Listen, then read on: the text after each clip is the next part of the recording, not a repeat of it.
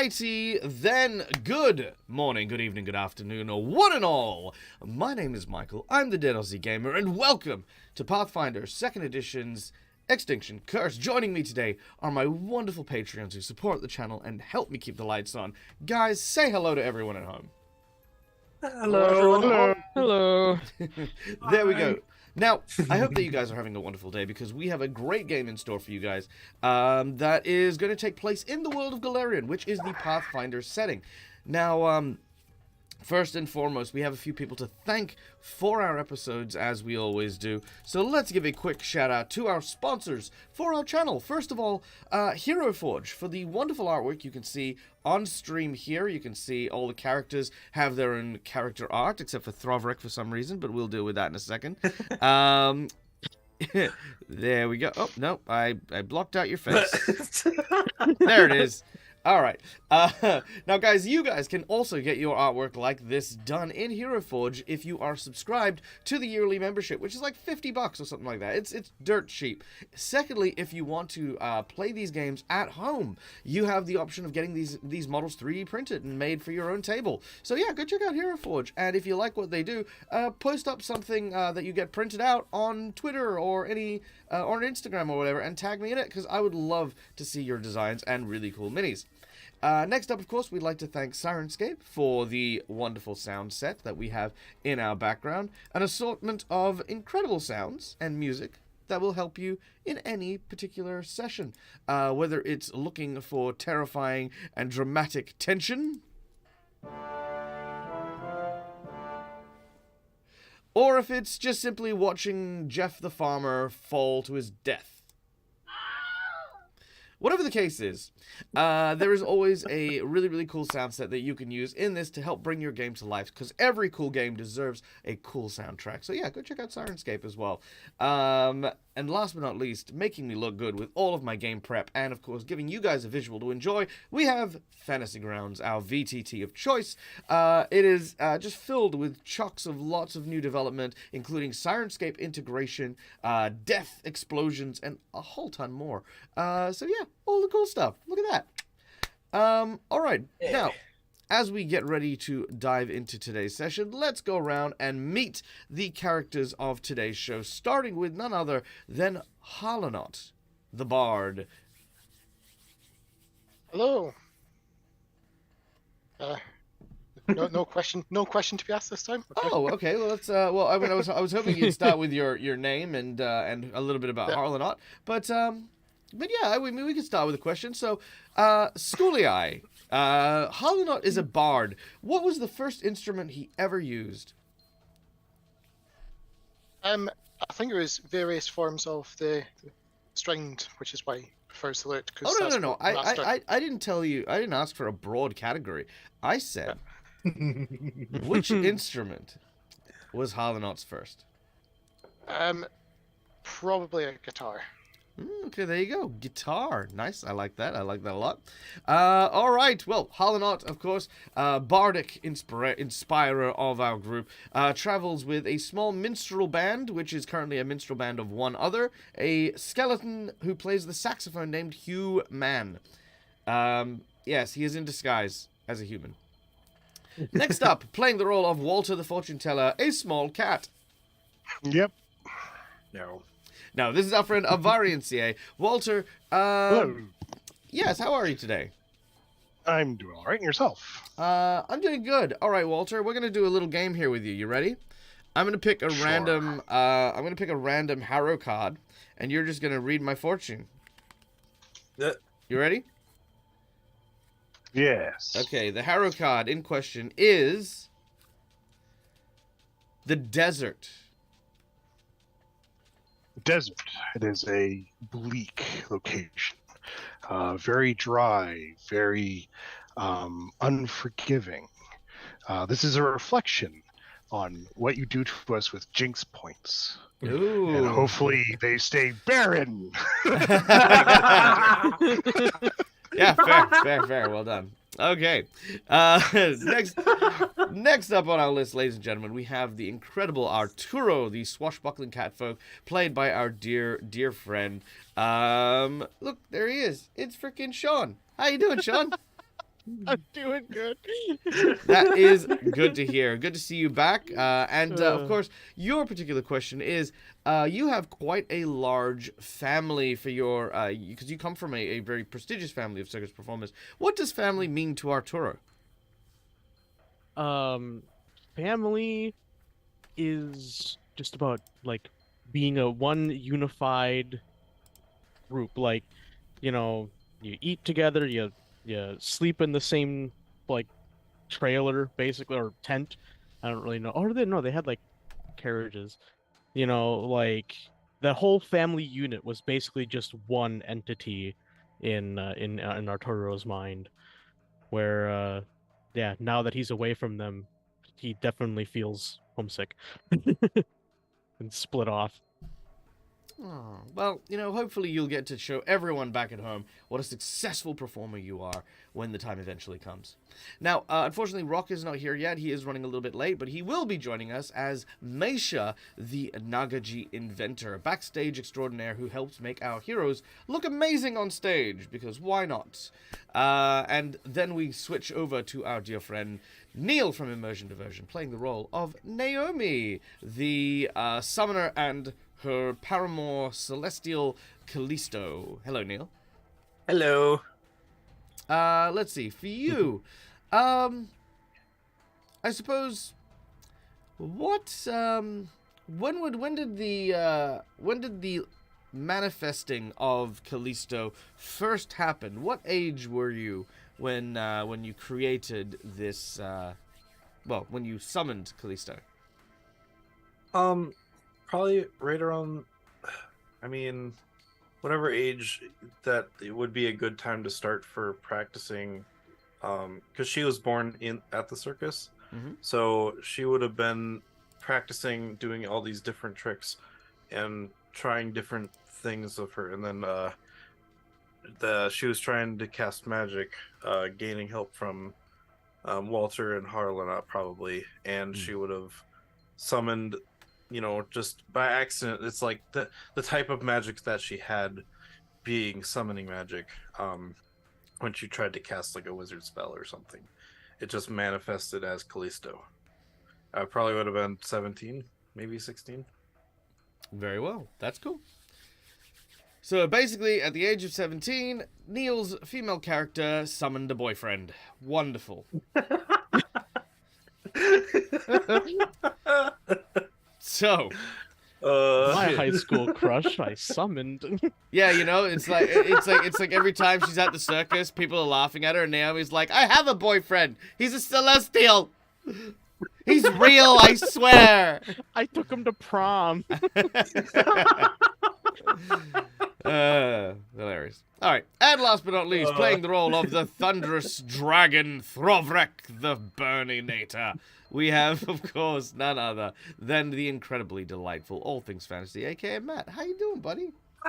Good. How about yourself? I am well, thank you. Very, very excited for a number of different reasons, most importantly getting into today's game. But for your question today is, you were outfired by a fire person in last week's session. How's Throverick feeling about that? Throverick is pissed. He Yeah? is angry. He is, especially when the fire champion was going to do his thing exactly what Throverick was going to do. But you'll never hear him say that.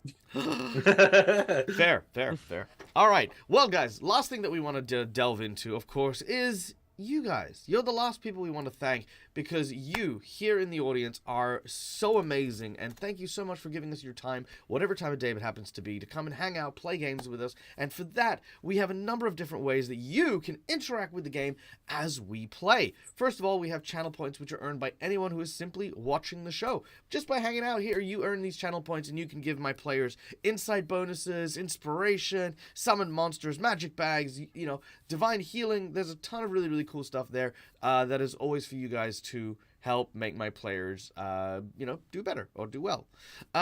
Next up, we do have, for those of you who want to help support the Dead Aussie Gamer channel, and currently our big fundraiser is to help fix Dag's computer, which you can see down there. We're now a quarter of the way through, which is amazing and so generous of you guys already. But there is a number of ways that your donations can affect the game in a more tangible way. For $5, you can give one of my players one of these red marks. These are hero points. They can be used to stave off death, petition the GM for nonsense that isn't in the rules, or potentially stave off a killing blow. This has saved a number of individuals multiple times, so it is very, very useful. That's why they store them so much. But, you know, it just encourages me to make things more difficult, so there you go. Or alternatively, I you use can mine give... against a lion. Neil, Sorry. you can't interrupt me in the middle of these. Uh, We're like 15 minutes in. All right. So anyway, in addition, we do have these purple tokens, which are, oh look, I don't have any. Anyway, these purple tokens are jinx points that I can use in order to do more or less the same thing for the bad guys, or of course counteract the hero points that my players use. For $10, I will draw either a heroic action. You'd think so, right, Marcus? Anyway. A heroic action where one of my players gets a very unique power to their character, and that's kind of a thing going on. By the way, who does not have a heroic action at the moment? I do not. I used mine to stab myself 3 times. Yeah. I remember that. Yes. Arturo, Misha, and Naomi do not have one just now. There you go. But every player can only have one of these heroic actions, but they are quite cool. They're like little temporary, like, class powers and stuff like that. Or if you want to, you can use $10 to do a draw from the plot twist deck. The plot twist deck comes out, we draw 3 cards, you pick one of them, and that plot twist happens over the course of the game session. Some of them are very, very big and very, very wide. Some of them give my players free passes. There are just a ton of really, really interesting ones there. Then, of course, for the grand old $20, we give someone the coveted golden 20. Why did the music turn so dramatic? Hold on, 1 second. It's because Michael's gonna kill me. There we go. All right. So, for $20, we can give someone the coveted golden 20. This is a natural 20 that they can use and instill at any point in the same way that they would if they rolled a natural 20. For $50, we can introduce either a boss buff, where we increase the difficulty of one of the encounters that they are facing, or we provide a magic item of your choice to the person of your choice. This can be either an item that you create, an item that you have found online, or you can give it the choice to my players. Alternatively, we do have set items that do come in, and these set items are like kind of a magic collection that a player might get in order to fully deck themselves out in a raiment of magic or power. It's a very cool little thing. Then lastly, for the $100, which is of course our big old amazing thank you for your support. For $100, we have the secret menu item. The secret menu item for today is going to be this. We have recently acquired a financer of the Circus of Wayward Wonders, which is where our heroes are currently working. But I think there needs to be something else. I'm going to say that this secret menu item is going to be not only the benefactor having come in to help finance our circus, but in addition, I'm going to allow for you as an audience group, as an audience, sort of participant, to create a number of new acts, brand new acts, within the circus, to be filled out by NPCs, to be thrown into, how successful they are. But if you have an idea for a circus act, if you have a kind of a like, hey, I like these ideas for performances and stuff like that, throw them out there, and we will have the financier turn that into a full-blown element of the Circus of Wayward Wonders. So there you go. All right. Well, I think we're good. So without any further ado, ladies and gentlemen, boys and girls, we find ourselves once again cast back into the streets of Abberton, in which a fight had recently broken out at the local tavern. Our heroes, partially / mostly responsible for the battle that ensued. A fire has now broken out across the tavern itself. Flames lick across the streets here as Throvrek, Naomi, Mesha, Arturo, Walter, and Harlanot still remain within the tavern, attempting to flee from the constantly rising flames that now encircle this tavern. But they are not alone. There are several civilians who still remain, and if left unchecked, will likely succumb to the burning building. All right. Now, before we start, we do have a couple of channel point rewards here. We have from McClover 3 hero points to those. Oh, sorry, no, 3 heroic actions to those who do not have heroic actions. So, I believe that was our dear friend Arturo. Arturo, your heroic action. Pick a number between 1 to 5. Let's do 4. All right. Misdirected attack. Play after a foe critically fails you on a melee strike. That foe then rerolls against an ally within range. An ally of theirs? Of theirs. Sweet. Yeah, an ally of theirs. All right. Mesha is not here, but do remind me at some point that Mesha does have one. Throvrek. Oh, is it Throvrek or Naomi? Naomi. Sorry. Naomi. Pick a number between 1 to 5. 2. 1, 2. Run and shoot. Play when you take a stride action. For free, you may make a ranged strike attack at any point during that movement. I will allow you to apply this to Callisto as well. Oh, cool.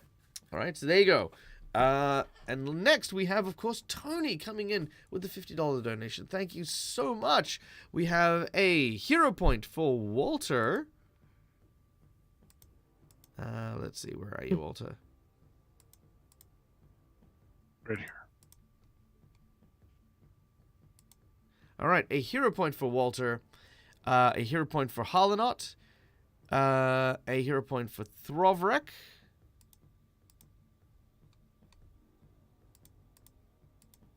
There we go. And 3 hero points for Naomi. And 4 Jinx points for Dag. Oh Gosh. Thank you so much. Yay. That is so generous of you. We are now, once again, locked and loaded, ladies and gentlemen, for today's encounter. So, Thank you, guys. There you go. Thank you, everyone. Also, I forgot. Did you say crit miss or just when they miss? I can do that. When they critically miss. Critically miss. Okay. Yeah. And would I be able to do that along with another effect that I have that I do when a person critically misses me? Yeah. Cool. Because I get to Alright. attack them if they critically miss me. All right. Done and done. Okay. Where are we So- at? Fire burning. That's good. Yes. So, quick question: for last session, you gave us a magic bucket to throw. You do still have the October. magic bucket? Just checking. Magical bucket. All right. So, let's now head into initiative, starting with Naomi and Callisto. I believe I was being grappled by a lion. The lion has since spat you out and retreated, as has the Okay. rest of the other circus. Okay. But you are brutally injured and you are surrounded by flames. Callisto, currently disguised as you. Mm-hmm. I believe you are the one on the right on that regard. But I yes, am. Yep. flames are now erupting around you. What do you do?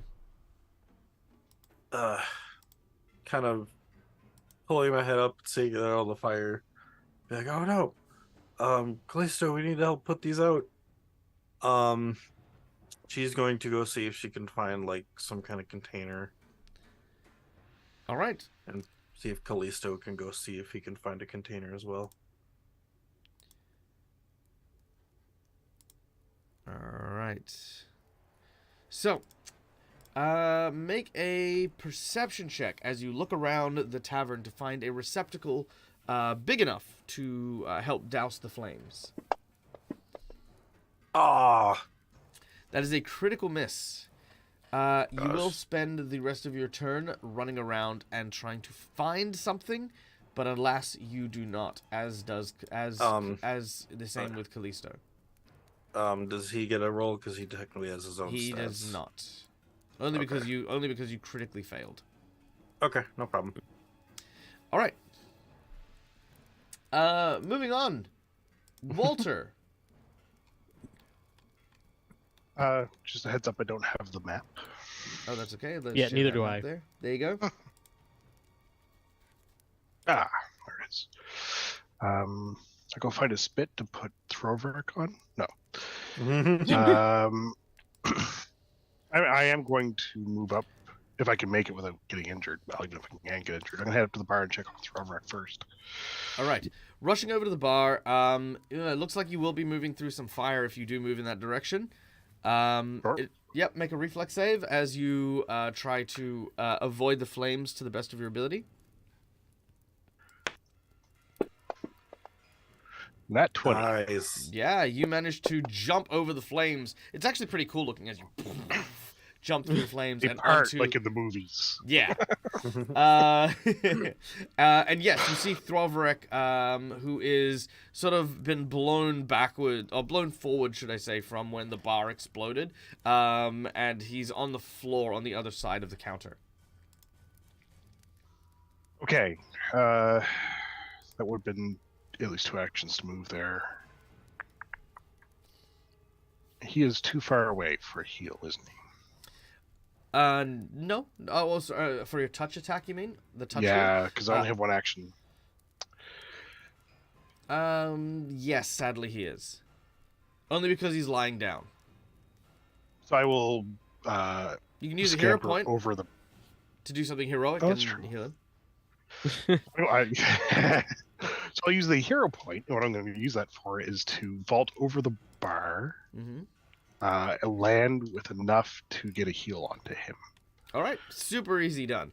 As you jump over the bar, you leap across and you place a hand on Throverek. Make your healing as you lay your hands upon the tiny draconic figure, whose wounds begin to stitch and heal as you do so. As I- As that's happening, we will then go to Arturo, who is amidst the flames. Yeah, I don't like how surrounded I am by flames. Or, is there like a clear path through the fire to the window that's in the back there by the stairs? Yeah. Okay. Yeah, so I'll make my way. This is probably 1 move. Yeah, I'm gonna double move so I can get All right, as so as close you as I get can to to that window. So as you Oh. get to there, you see that there are a couple of people huddling in this area here. I shout at them, like, and I motion towards them, but also so anyone else in the bar can hear me.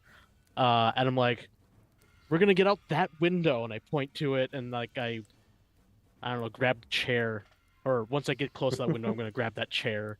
All right, That's make by a the window, I'm so, gonna so try after your throwing move it. action, let's make a diplomacy check. Uh-oh. He's an entertainer, but he's not good at talking to people. That seems like a very, very strong flaw in your occupation. It is. He's a good entertainer, All right. but Unfortunately, with a 15, that is not going to calm them down. You see, they do like no one in the tavern really moves.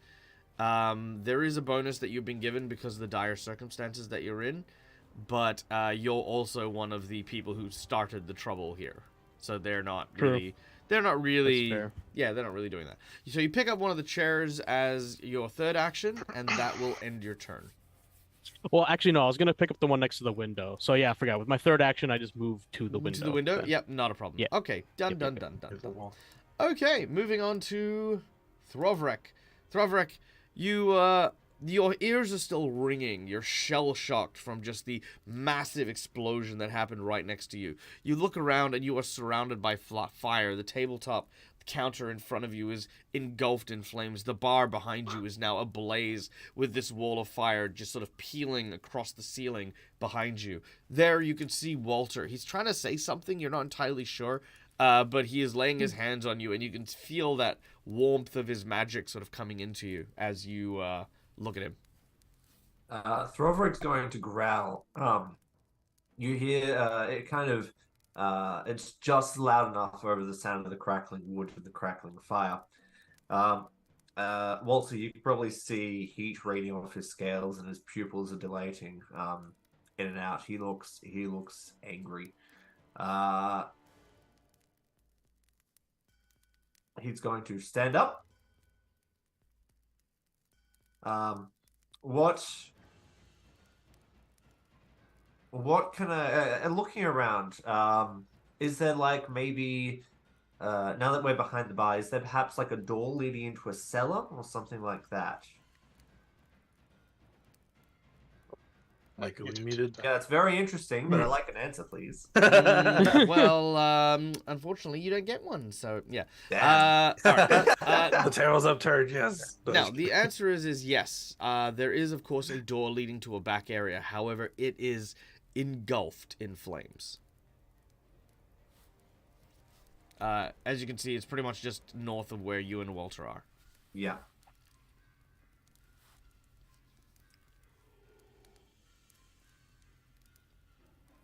And the fire's staying in this location. All right, for now. Oh no, it's spreading. Just Yeah, but it's staying in the. It's not. It doesn't seem to be spreading outside the inn at this point in time. Oh no. Yeah, it's all contained in the inn at the moment. All right. So, Dag, are these large kegs filled with beer? I'd say, you know what? Let's find out. Chat, what should the kegs Oil. be filled with? I want you guys to answer this in chat. Wait, Okay? what? Let me know. Lighter fluid. Yeah, let me know what it is. Okay, here's my suggestions. very I'm going to say either Trick. a low-proof ale, which is fair. It's like kind of the house ale type thing. Mulled wine. Could be mulled wine. Or an incredibly high-proof whiskey. Okay? So we've got, like, basically a house ale, mulled wine, or whiskey. Leave your thoughts in chat. Throw them out there. I see McClover's gone for beer, as has OG Lava Kitten. Whiskey. We got whiskey. Hey! Welcome in, Playmat. Good to see you. Oh, okay. So Holden, While we're waiting for chat, Yep. do we want to give Rock his heroic action? Oh, yes, Rock. That's a good point. Heroic action for you, my friend. 5. 1, 2, 3, 4, 5. Here we go. Called foe. Play before you make a strike. Designate that foe as a enemy, as your personal enemy. Gain a +2 bonus to your attack rolls and saving throws against that individual until the end of combat. So there you go. All right, so let's see. We got 1, 2 for beer, whiskey, ale, whiskey, liquid paraffin. What's paraffin? The type of wax. It's highly flammable. Ah, well, I'll go with whiskey for that one. And more whiskey in a jar. Okay, cool. Very well. So, it looks as though it is a high-proof whiskey. Now, Walter, I need you to make me a perception check to see if you know/recall what is in the contents of said barrel. 20. 20. Yes, you do remember that that this large barrel of whiskey was served to a few individuals during your time in the bar. Now, keeping in mind, whiskey is flammable, but it's not explosive. Okay, just I wanna bear that in mind. Yeah. And Not a like the lot of movie. it all once will dose something, but It'll also spread things, which is the important bit. anyway, sorry, throw a wreck. What? You're looking up into space. It's fine. Thorberg's going to slam his foot into the ground. Does it feel like it's solid ground underneath where he is? Um, So what I'm really trying to get at is that, can I break through the Fire floor to rise, get right? into the basement? yeah. Look, I'm willing Because- to mess around with this, but I want to question what Thorberg's potential plan here is. So, if we're stuck in a flaming building, one of the safer places to go if the fire is on a middle section is to go if going outside isn't an option. Going underneath where the fire is would be one of the safer options because fire rises, doesn't it? The It only does, thing you but have to- buildings collapse. Yes. And you also have to worry about the radiation heat too. And the with fact it. that smoke falls as well. Yeah, Oh no, smoke rises. No, so that's fine. smoke rises. Okay, yeah. Okay. All right. Oh, So I'm looking make at me anything that would constitute your knowledge of like engineering or crafting and stuff like that. Of course. You know fire, but do you know Crafting building? check. Yeah, look, I mean, I'm not against the idea. I think that's fine. However, I know something that you don't, which is fine. Yep, absolutely. Would a labor law work? Yes, I will allow that.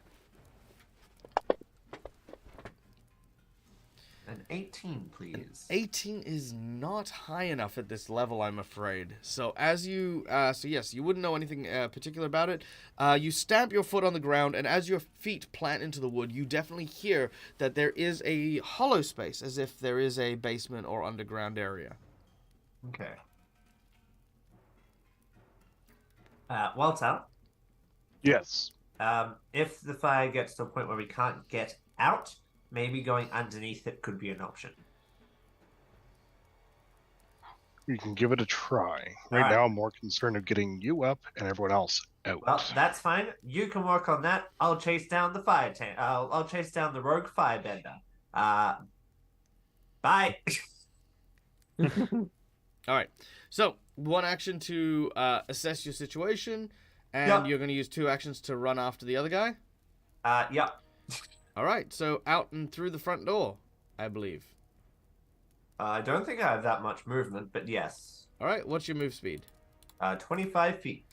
All right. So if we're going with that, oops, 45, 50. So that's where you can get to pretty much anywhere there. Yep.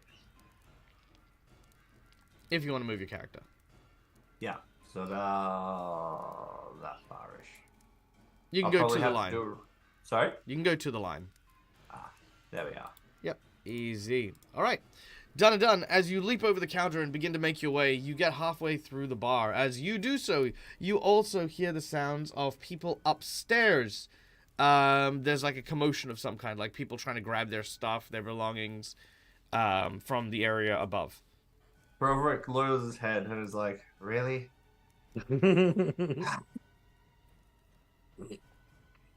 All right. He's gonna change directions. All right. Very cool. You begin to but make he's your not way. gonna be happy about it. All right. You begin to make your way towards the large stairs that are at the back of the building. Harlanot, you're up next. Well, Throvik, you're probably disappointed you beat me in initiative. I'm going to start by using Bullhorn to basically increase my voice so pretty much everyone in town will hear. As I will basically effectively shout, but I don't need to shout. There's a fire in the tavern. Fire in We the need tavern. top. Boo, boo, boo. As your bullhorn roars outwards. Yeah. You could Effectively, to be an evacuation notice for people in here and to get people to come in to help deal with the fire. brilliant. Make a diplomacy check.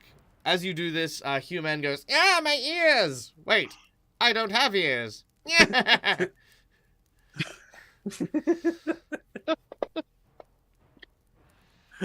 Human, by the way, for our audience members who may not know, is a skeletal bard that travels with Harlanot. He plays the saxophone. We love him. All right, with a 26. 26 is perfect. Immediately people pay attention. Those inside, the noise is very loud, so they kind of immediately get to that stage of wanting to get out. The people upstairs kind of, not rally immediately, but they definitely know, oh no, the building's on fire. That's why everything's, like, hectic.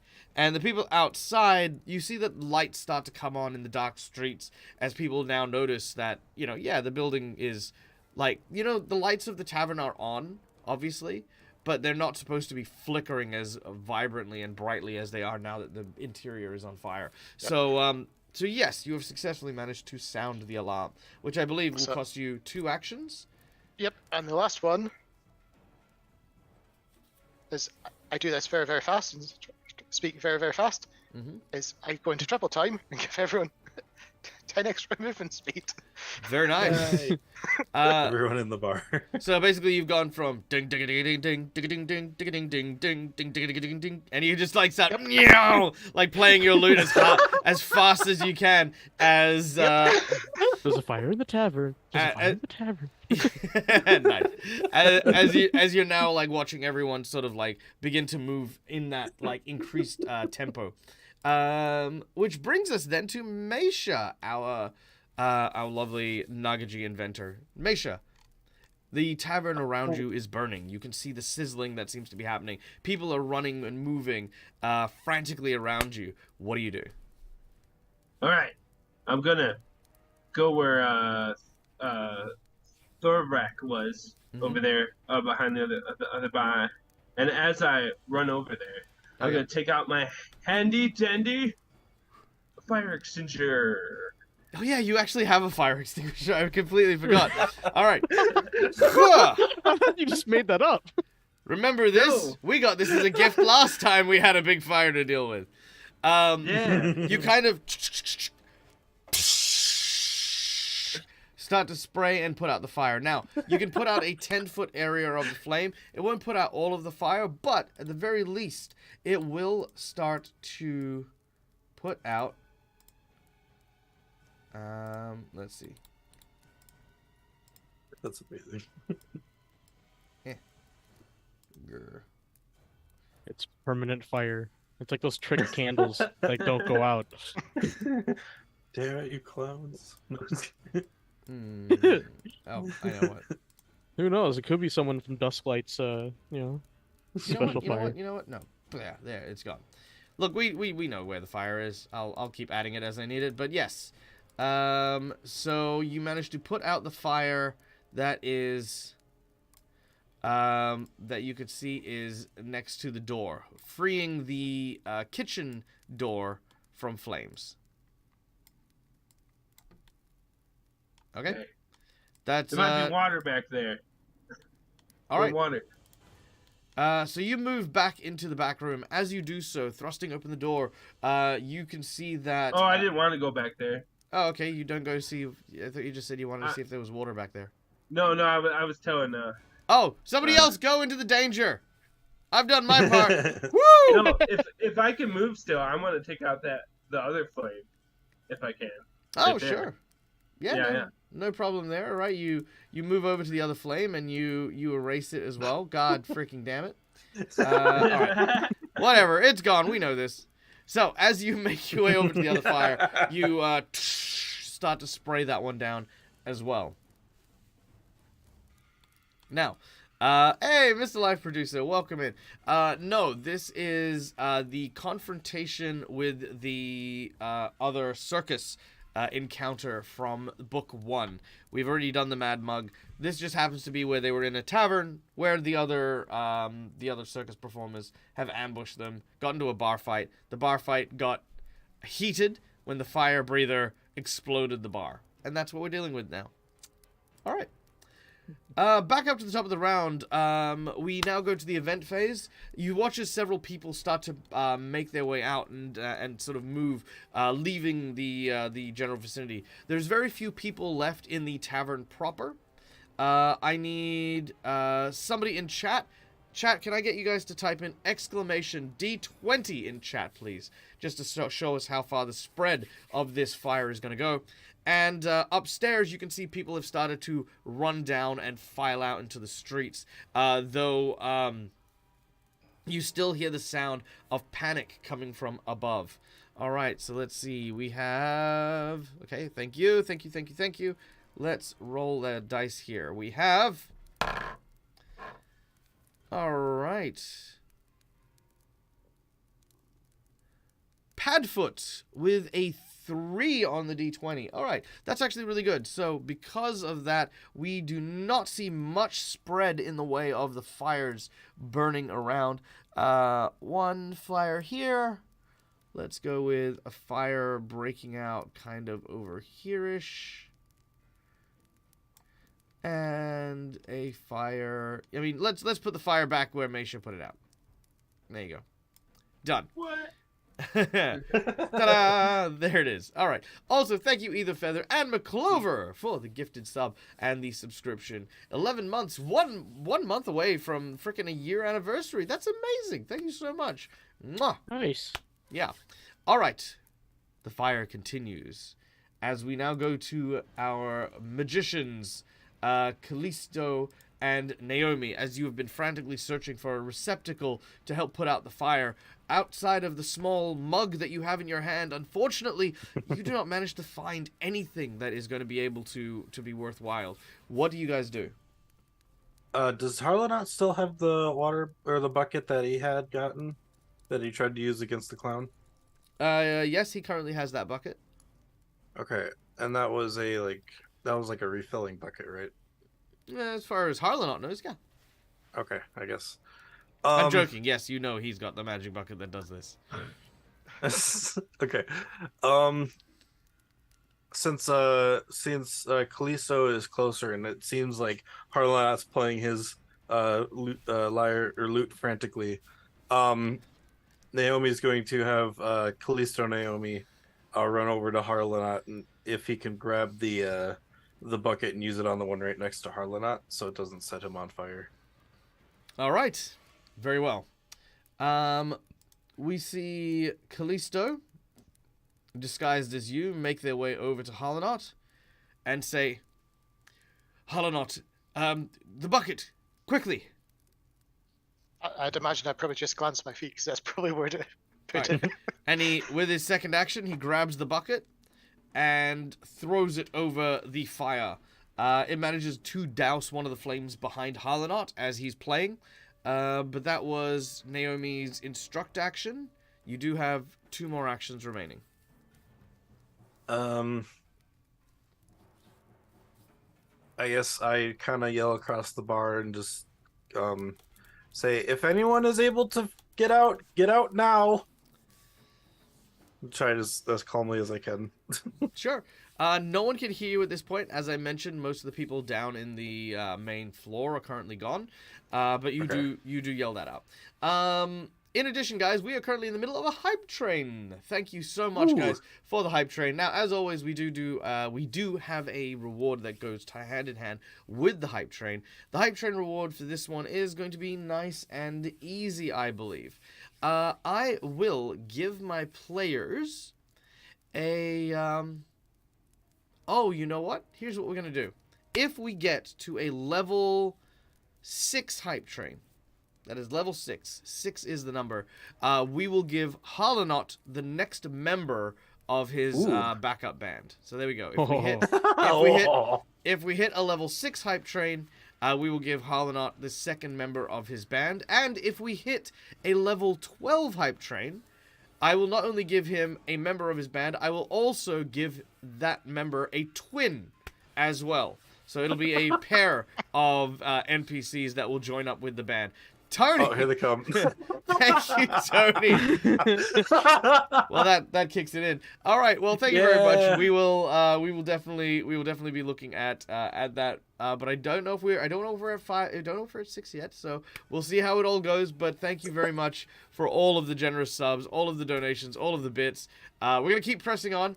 But hey guys, your generosity goes such a long way, especially in the lead up to Gen Con. My trip to America, I'm not lying, very nerve-wracking. My computer not doing so healthy. These all make a massive difference. So literally, guys, thank you so much. Okay, so returning to it, Naomi, you've called out. You have one final action before your turn will expire. What do you want to do? I think I'll just make my way towards Callisto, because maybe if I manage to get to him, maybe next round I can try and use it as well. Like maybe Callisto gets a turn, I get a turn, kind of pass it back and forth. But I'll just make my way towards Callisto. All right. You begin to make your way towards Callisto. You may move yourself on the map as we then switch over and move beyond Just get to there. to Walter. Walter, Yes. you're standing behind Meisha as a spray of this kind of watery foam erupts from the fire extinguisher that Meisha is using to put out the fires. What do you wish to do? So there's a lot of fire. There is a lot of Chances fire. of saving the building is pretty low. I am going to head into the kitchen to see if there's any clearly marked water barrels, or see if anyone happens to be hiding back here from the fight that ensued. Well, indeed, that's what you see as you come into what looks to be a kitchen. Now, where the explosion had occurred, on the side of the bar, the shockwave had managed to knock over several tables and large objects, and currently you see a man pinned underneath underneath one of the kind of racks of food. His leg is trapped. As he looks and sees you, he says, please help me! Oh no. My leg! Roughly where is he located? Because I'll go to him and try to lift. Alright, he is located just here. Whoops. Let me try that again. He is located just there. Over here. Alright. Making a way I'll over. also yell out that there are people back here, because I am not the best person for this job. Sure. Well, make a strength check as you attempt to lift the large rack off this person's legs. Oh, 16. nice. Yeah. You lift up the rack, and you heave, and you pull, and you manage to get it off. His leg is, however, quite badly injured as he tries to put pressure on it, but is unable to stand. Do I have an action left? You do. Then I use a heal. Very well. His injuries are not so severe that your heal will not work. So as you restore those hit points, his leg starts to mend. He rubs his thighs and he's, thank you, thank you. He stands and he is getting ready to leave. Do you want to say / ask anything of him before he does? Are there any people in the further back storage room? He says, no, not at all. All that's back there is the stairs to the cellar. Is there anyone in the cellar? No, not at all. All right. Okay.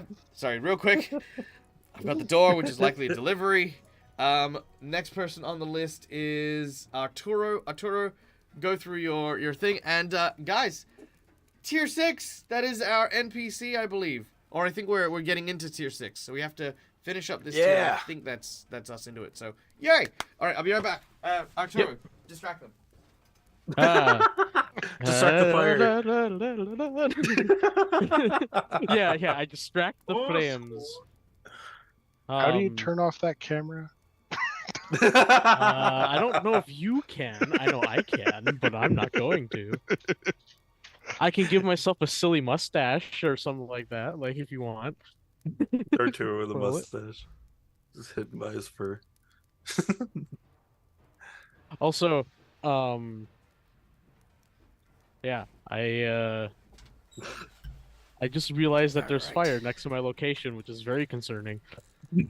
There's fire everywhere. This place is True. right now. We're But more that's worried our about the only buildings. escape route right next to me, as far as I know. Oh, there's You're like, windows. "Oh, fire! Oh god, fire!" I'm not entirely sure this town is so wealthy that there's glass in those windows.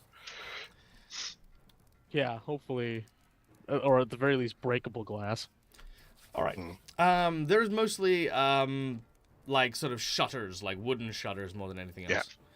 Yeah. Okay, can they be opened or pried off, or will I need to like bash it with a chair? No, you can just open them. Okay. I mean, why would, yeah, I mean, it's fire. I mean, yeah, I don't think there's any reason why they'd be obstructed. Yeah. I was just wondering, like, if they, yeah. Alright, I feel like Yeah. I feel like at some They're point or like another it's salt. just wanton destruction. Like how did this window blow out? Yeah, weird. There. Yeah, strange. But yeah, so yeah, I open it and I just be like, "Quick, there's an escape here. Please, like, get out while you can." And then I. What kind of wood is this table made out of? Does it look liftable? It's birch, solid Canadian birch that has been tempered with what the fuck does that even matter, Sean? Well, because if it's particularly heavy, I wouldn't be able to lift So- it. but- Then ask Would if I it be was able to- heavy. It's Okay. a Like, dense do you- knotted. It's a dense fiber curled white oak that's been fire treated. There you go. Thank you. Best Yeah, of see? luck. I mean, look, If it's fire treated. I was gonna say I expect Avari to ask that because he's a woodworker. But do I look like I fuck around in a woodworking shop? It's explosive All right. balsa. It's aerated balsa wood. That's what it is, right? That's Oh, exactly God. it. But large We're dead. shards, freaking. Anyway, All right. Yeah. Dang. Would I be able to lift this by myself? would you be able to lift a chair by yourself? No, the table. The Or table. like flip the table. Flip the Okay. table. All No. right. I would say by yourself you can make a strength check. It would not be easy, but not because it's too heavy, but because if you've ever tried to lift a table that size from just one corner, it's not about Yeah. it's not about the density, it's about like just It's the the weight awkwardness. distribution. Yeah. So, No, make a strength strength or check. athletics? Yeah. Okay. I'd say strength. This is like athletics for me is This about is just your pure strength. Yeah, is about your physicality. Yeah, strength is just Fair. your pure strength.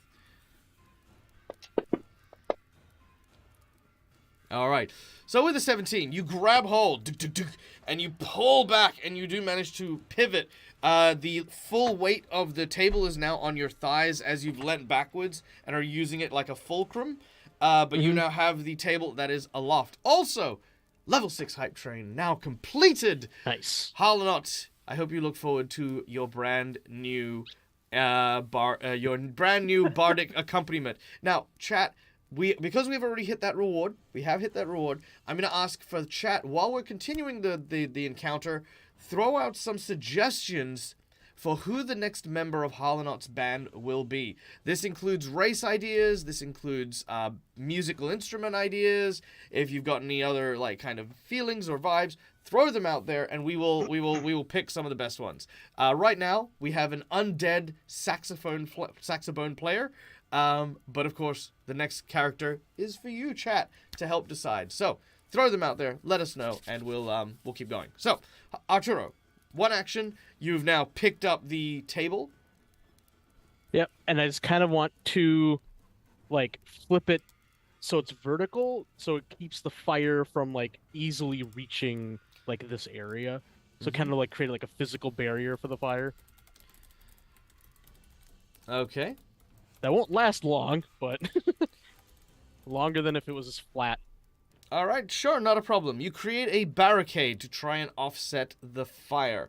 I'm gonna say, can you make a craft check for me, please? Because this is technically building a barricade. Goblin with a snare drum. That's pretty good. I like that one. Hey, Broadcastle TV coming in with the rate of 13 people. Guys, Welcome in. My name is Michael. I'm the Dead Aussie Gamer. This is my place. This is my face. We're playing Extinction Curse, Pathfinder 2nd Edition, with these amazing people. Right now, you're catching us as they are currently dealing with a tavern that is on fire, set ablaze by a circus performer who has now fled the scene. Our heroes are now trying to evacuate as many people as possible, douse the flames where they can, and be the heroes that we truly know that they are. In addition, we have our audience on a new task, which is they are creating an NPC bard to accompany our bard Harlanot as a backup performer. And so if you have any ideas for classes or instruments for this particular character, throw them out there in chat, and we're going to be adding them to a list and choosing one at the end of the encounter. So there you go. All right. So Arturo picked up the table. What would you get for your craft check? A 7? 7. All right. You've kind of you've tried to set up the barricade as best you can, and that is all you can hope for. Yeah. And then, yeah, I'll just try to, rally people to the window, like convince them that, hey, there's an exit available, leave while you can. Don't die here. All right.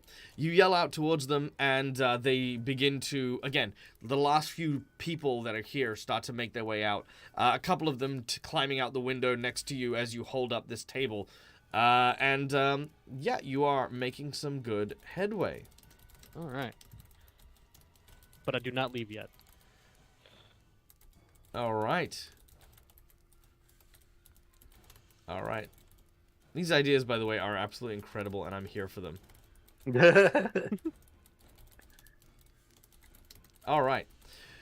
Whew. Now, as we then move from Arturo, who is protecting one of the walls and one of the windows as a point of escape, we will then go to Throvric the dragon. Their voices coming upstairs. Well, I guess I'm gonna go find what that's about. All right. Throbric's going to move up here. He's going to open the shutters as he makes his way past. All right. Beautiful.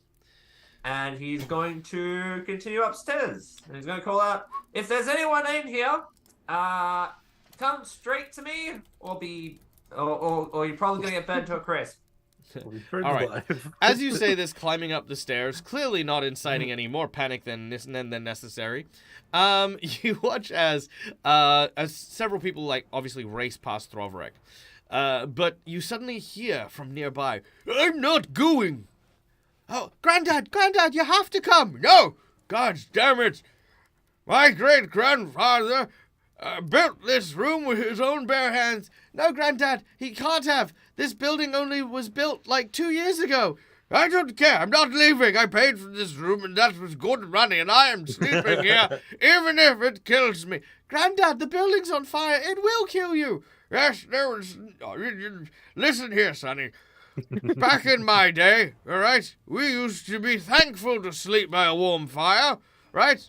Cold as ice it was, we used to have to wear tissue boxes on our feet to keep warm. You youngsters, you don't understand what it was like, you should be grateful to be slept in a burning building." Granddad, we have to go. You can't, help, please, someone." How is this like a frail old guy? From what you can see, everything looks frail to the dragon Throvric. That's exactly right. Throvric the dragon is going to come up and pick the old man over your shoulder. "Don't worry, Throvric, the fire tamer, the dragon, the terror, will rescue you." What? And then the floor gives out. As you go to pick him up, he says, Hey, unhitch me! Put me down! Help! This is some sort of tiny varmint that's stealing me from my bed." All right, out the window. All right. Out the window you go. You are aware you're on the second story at this point, yeah? He already... Oh, wait. Wait. I'm going to crack my whip. Going to hook it over a thing at the windowsill and create another exit for the family.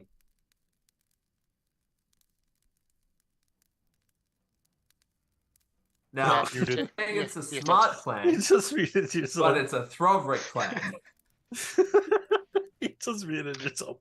Man versus Mike. Mike Yeah. 1, man 0. No, this will be Mike 2. Michael 0. That's true. We need a Mike command in chat. I think we have some silent wizards and emotes. Yeah. Just There's a silent wizard. every time that Michael can't speak, just add those in chat. It'll be fine. Yeah, no, I know. So listen, We're all dead now, right? I'm Everyone gonna- understands we're all dead now. I'm just gonna need you to explain how. That's all. All right. So,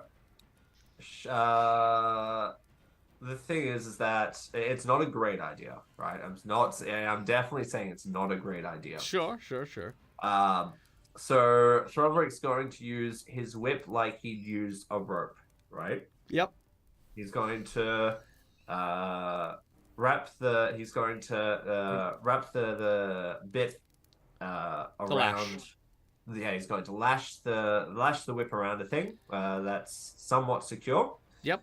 And he's going to encourage the people to escape out that window, as far as he's aware.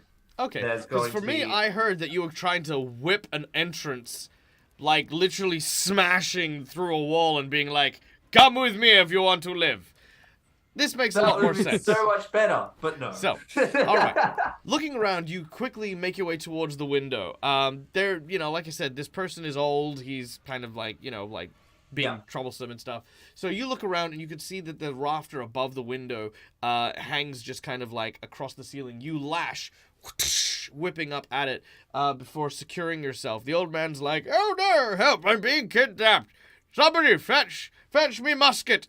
As he, as the young child like sort of runs behind, you then kick open the shutters of the upper door and begin to slide down your lash. The little child watches as you have Granddad over the shoulder and are like hand over hand, like basically going down further and further until you reach the ground below. But that is the end of your turn at that stage. Yeah. All right. Harlanot. I was going to say great minds think alike, so I was going to do pretty much the same similar thing with opening those shutters.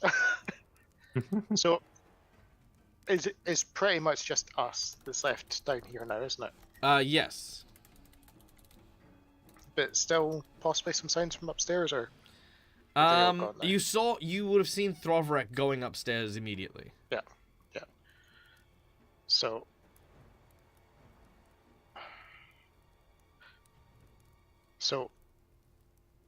number one, I will reapply the triple time, Joe? so we'll get the extra 25. Yep. And Let's change the music to go triple time. oh, so I still had everyone selected, which means I can just do that quickly. If only there was a fast way to deselect everyone. All right. And then There we go. Done.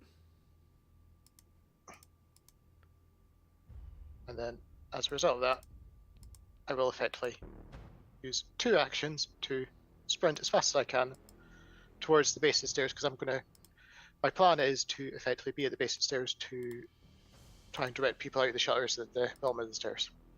All right, not a problem. As you begin to continue playing, speeding up those who can hear the sound of your ballad, you make your way swiftly over to the base of the stairs, ready to help out where need be. Mesha, the fires that you've started to put out are dying down behind the bar. The giant barrel of whiskey is no longer at risk of being ignited.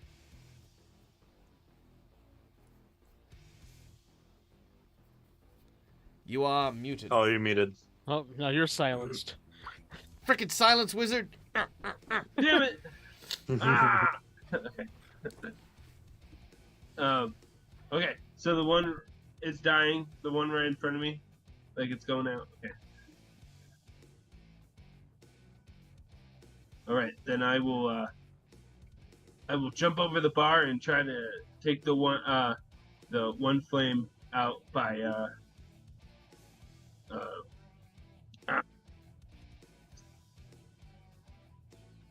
Come on. Don't move over it. I move over there, jump over the bar, and the rest of that flame right there.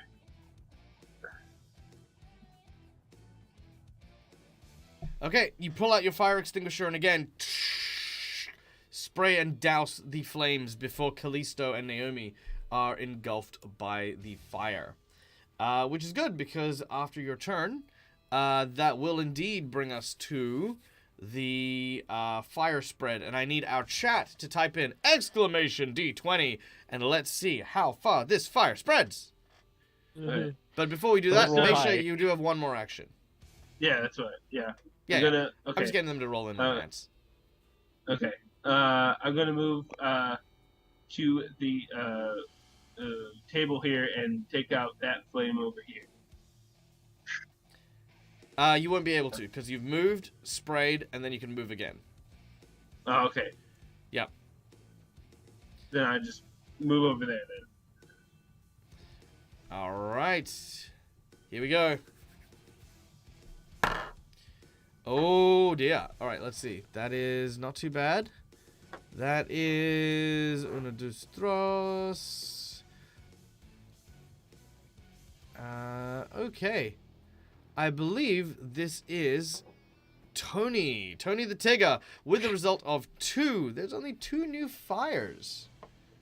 So there we go. All if right. you would have rolled the Clover's 20, that would have been upsetting. Oh, yeah. We just... Whoa. Oh, absolutely. All right. So, 2 more fires. So that one's out. That one's out. I'm just gonna draw X's on these ones to say that they're out. So I guess the next one that I'll put is here by the stairs. All right, there you go. Done and done. Okay, at this point, at the top of the stairs, the little girl is the only person remaining as she sees Throverick jump down with her grandfather. She turns to try and run down the stairs to catch up, but is immediately stopped by the wall of fire now engulfing the stairs. Harlanot, you can see this girl. Now, we're going to break out of initiative here. Harlanot, what do you do as you see this girl trapped behind the wall of fire? Up behind the wall of fire.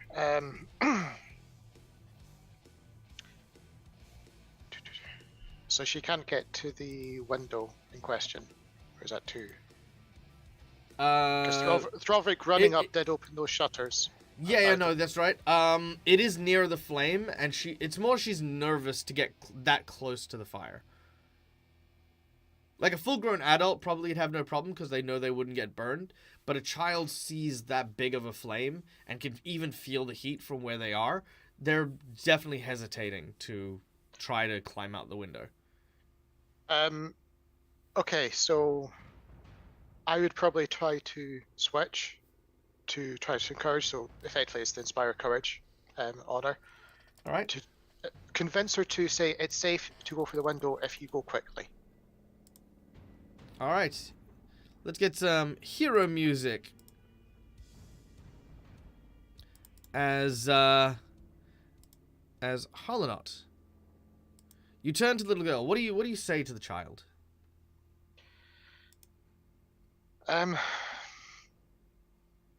Probably don't look at the flames. Look at the window where it's nice and safe, and go. All Trust right. you'll be okay. Okay. Roll a diplomacy check as the little girl is standing there shaking. With a 20, that is exactly what you needed. Whoa. She very hesitantly makes her way there. All of a sudden, the flames ignite a little bit, and she shields her eyes. But she hears your music, and she listens to your words, and she takes a deep breath, and then runs and leaps through, or climbs, should I say, through over the barricade, the windowsill. Sorry, that's what I meant, and out into the street. And with that, the rest of you are able to turn and run, realizing the fire is probably not going to get put out too easily. Out in the streets, several people now run with buckets of water and other things in order to douse the flames as best they can. Rallying together, it is not long. It takes about maybe an hour or so, but the fire dies down, and the smoke begins to pierce the sky of the dark air above Abberton. And our heroes are celebrated as the night cracks on. Well done. Yay, we're not hated. We should. I know this is the middle of our celebration, but we should actually really tell the town guard that the fire was started by the other circus. Oh yeah, Yep. they can build. Like, we should. That is 100% arson and assault. And we could get the barkeep who witnessed everything to help collaborate. Yes. Mhm. A few moments later, the bartender is spilling the story, and every now and then seems to be pointing at Throvrek, as Throvrek was the first person to be breathing fire. No. Oh, actually, no, you weren't. Not burst. He No. did not throw No, a burst that's- of fire at No, all. that's right. No, he threw. No, that's right. You're right. No, he did. The other guy. So he's gonna tell them all about that. About how the dragon of Abberton was like trying to defend them, and they start sharing this story with the guard. The guard sort of writes this down. Takes the witness statements and things. However, this is more of like a militia guard more than anything else. They don't have a sheriff. They don't have like a village guard. Like there's like maybe 120 people in this town, like in total, and most of them are like injured, broken, or otherwise, battened down by the druids that you're dealing with. But they do absolutely listen to your story. All right. Well. Yeah. Having found out that the mayor has, once again, for the story purposes, has left the town in order to try and negotiate with the druids, and what our heroes have ended up doing is starting a bar brawl. Well, not starting a bar brawl, being involved in a bar brawl. Let's be fair, being involved with a bar fire. You decide to follow the original plan, rest up for the night, and set out perhaps tomorrow morning. Why does it sound like you're repeating yourself? I feel like I've heard this before. Oh, it's crazy. It's almost like I said Wait this a 2 weeks second, ago. And then this... Before we go and rest, I would like to go to the. You can. I will absolutely curb stomp you, like, without a question. Now, when we head off in the morning, I'd like to swing by the mayor's office just to make sure he didn't arrive back in the morning. Just to be 100% sure. No? Yes. Cool. All right, let's go. Let's go get him. That'd be hilarious. We walk all the way out there. They're all like, "Oh no, he's back in town by now." That's what I wanted to just make sure first. Sure, fair enough. No, that isn't what happened in the slightest. Okay, so as you make your way there, I'm going to presume that Walter, you're going to use the majority of the rest of your healing spells that night to top everyone off. Is that correct? Yeah. That's fine. Cool. Everyone will start the day with full health, and I have no problem with that. I was going to say I still had 3 level 1 Yeah, saves yeah, as yeah. well. Yep, sweet. I'm So gonna between give, Harlan and Walter and stuff, that you guys will be able to restore yourselves. Now, I'm gonna Oh, yeah, give and what Harlan should out my his bucket wounded- back too. So sure, Oh, you yeah, I may forgot you the may water return the water bucket. Now, And what's my wounded condition at now? it's gonna be 5. But that means I'm dead. Oh, no.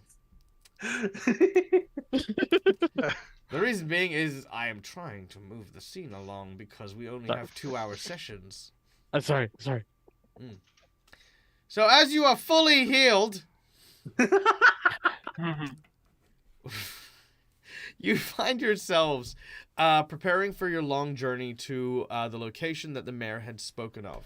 a place distantly known as the Hermitage, along the coast, not too far away from where you happen to be. As you prepare and gather some supplies, the town provides you with just some basic rations and things for the journey. And indeed, of course, you have your own horses and carriages to take you there yourself. As for the circus, do you put anyone in charge while you are gone, not knowing exactly when you would return? I vote Snake Lady. We actually had set up a structure where the snake charmer and the Celestin and Professor. Yeah, Celestin, yeah. professor and the snake charmer were the ones that would take over if we weren't present. All right. The snake charmer, Lunray. Why are you not? Oh, that's why. Didn't leave without us. It's like, it's like wait. That's weird. Oh yeah, I forgot. Does anyone have a replacement sword? Until I can get mine repaired. Oh, she's over there. That's why. There we go. Boom. Oh, All right. Lunray approaches and says, if you are going on a trip and I am to be left in charge of the circus, I need to know, what is your intention if the Circus of Celestial Might, or whatever the other circus is called, Circus of Celestial, Mistress Dustlight Circus. What if they... The Celestial Menagerie. Thank you, the Celestial Menagerie. What if the Celestial Menagerie decide to retaliate? What exactly is your course of action?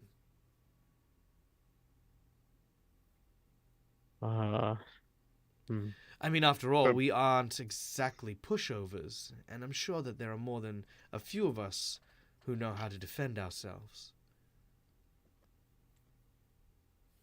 Well, If we you don't want to can- start a war. Why not? Best way to deal with any sort of thing. And if Like, anything, if one clan wants to take over your clan, you go and take them out first. and if anything, they started this. Yes. Not Just wrong. don't throw the first punch. Yeah, don't throw the first punch. And certainly Danica started to realize that the impression they were giving to the local townspeople was not coming across well when they went on all aggressive. So it is unlikely to be violent if they do appear. They might be coming more to talk. And I'm sure you have a silver tongue that you can keep them talking till we're back. I'm sure there's something I could do in regards to this. There is also someone who wishes to speak with you. She says that she's a prospective investor in what we're trying to achieve here. Is it something that she can talk to the professor about, or does she want to talk to one of us? She wishes to speak with those who went to the church where she was found. I mean, yeah, we'll So talk. I to them. simply presume that was you. Yes. Then yes, she wishes to speak with you.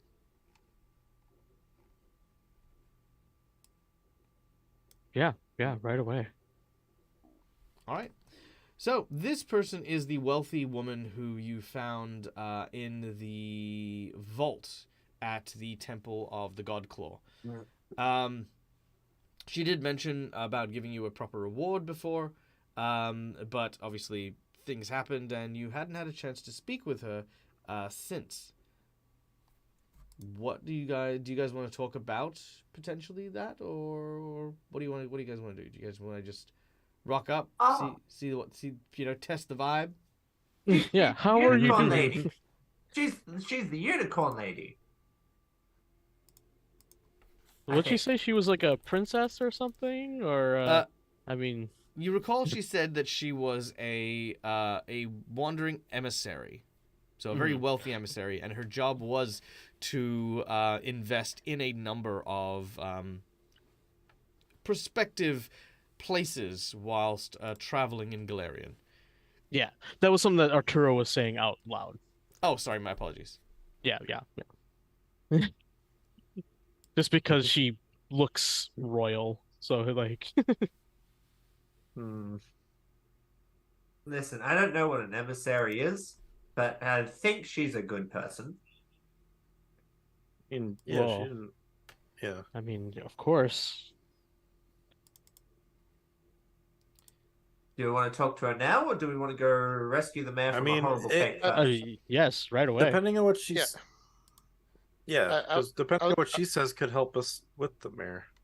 Yeah. Or I was going to propose we have a brief conversation with her, introduce her to the professor, to have the professor, Lunaray, and Salston take her around, see what is available in the circus, so she might make an informed choice.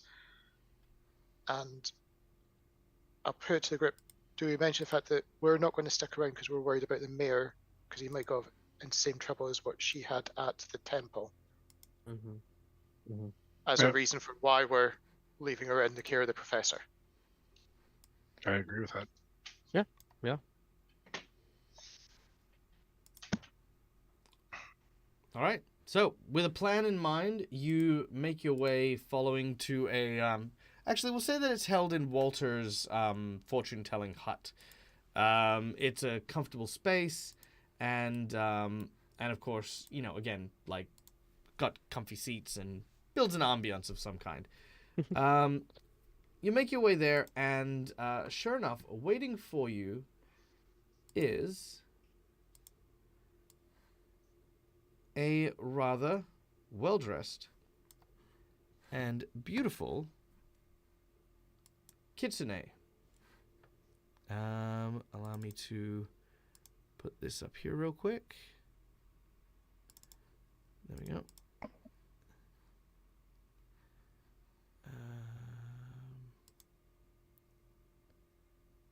Where have you gone? Okay, there you are. Close that, and there we go. Yep, come back. Whee! You can fly. I forget whenever I do that. It's a bit weird. Okay.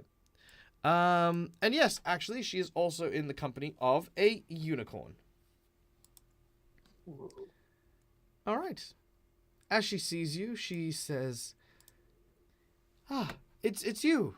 Wonderful. I was hoping I would catch you before you left town." Yes, good to see you again. Yes, of course. Likewise. Now, I understand that your circus is, well, currently at odds with another in town, the Celestial Menagerie. So I've heard. That's correct. Yeah, that is correct. Yeah, that didn't go well. I would very much like to invest in your circus, but I need you to tell me about them, and what beget this level of aggression from your fellow performers.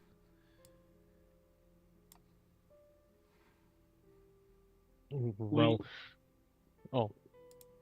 We used to work for them, and then some of us left.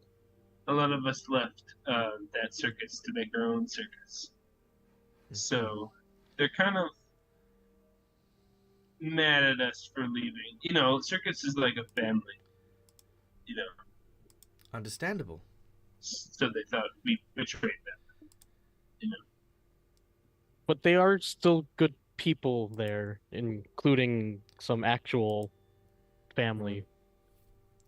The person we really left was Mistress was Dusklight. Mistress That's Dusklight. Dustlight. She was the first. She wasn't very nice to all of us, and it got to a point where we were just kind of sick of it. She wasn't treating us well. She's responsible for almost killing my brother.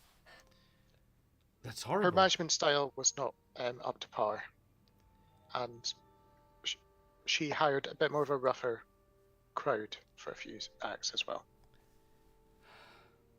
I am terribly sorry that you've had to go through this. Well, it seems as though this is all just a terrible series of circumstances. I just wanted to be sure because I can't invest in a group that I know is responsible for villainous acts such as terrorizing and burning a town. I know that you've done a lot of good, and I know that you helped us with the demons at the temple of Abdar, and I know that you now journey forth to seek out the mayor who has gone missing. If you would have me, I would travel with your company and try to appraise the value of this circus. Then once I have discovered my findings, I'll see what we can do about getting you a more upstanding reputation. One away from Mistress Darklight, and one focused entirely on that which you do best. Not just entertain, really? but uplift and bring hope to people. That would be amazing. That's this circus's motto. Good. Well, let me not keep you any further. I've already had brief words with the professor and the snake charmer, and they have much to tell me about, apparently. So, we await your return, and safe travels. Thank you very Appreciate much. I'm sorry. Can I pat the unicorn, please? Oh, please, of course. She's very gentle. Yay!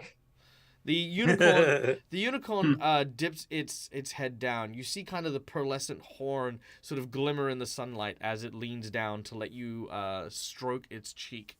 It is almost like velvet the way when you touch the unicorn, and smells like a mixture of like citrus, cinnamon, and strawberries.